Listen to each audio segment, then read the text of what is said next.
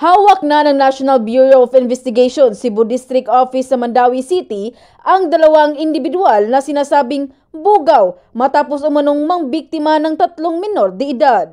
Ang mga inaresto ay sina alias Dave, 29 na taong gulang, kasulukuyang naninirahan sa bayan ng Liloan, at si alias Chelsea, 19 na taong gulang, isang estudyante at tubong Danao City. Batay sa investigasyon ng NBI, tatanggap ng 1,500 pesos ang bawat babaeng dinadala sa mga customer ng mga suspect at tatanggap din ng 500 pesos ang mga suspect kapag naaprubahan ng kanilang mga customer ang mga babaeng ipinakilala sa kanila. Karaniwang nagaganap ang kanilang pangbubugaw sa isang resto bar sa bayan ng Liloan kung saan nag-iinuman ang mga customer sa bar at nilalapitan sila ni Dave at pinag-uusapan nila ang mga kahilingan ng kanyang mga customer. At kapag napagkasunduan ng customer at ng suspect na si Dave, darating si Chelsea kasama ang hinihiling na batang babae na menor de edad kung saan ibebenta nila ito para sa mga sexual service. Noong Pebrero 28, ang NBI SEBDO sa pangunguna ni Senior Arresting Office Attorney Nino Rodriguez kung saan inaresto ang mga suspect matapos umanong makabiktima ng 2 menor de edad na isang 19 na taong gulang at isang 14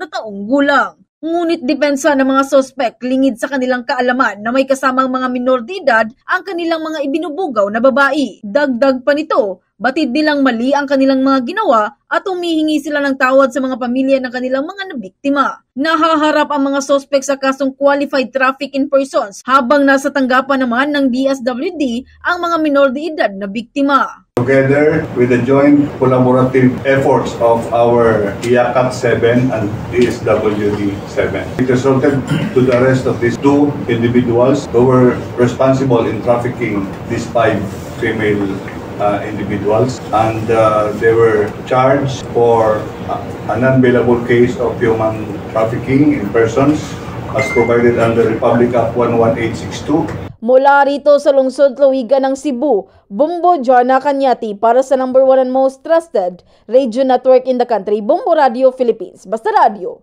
Bumbo!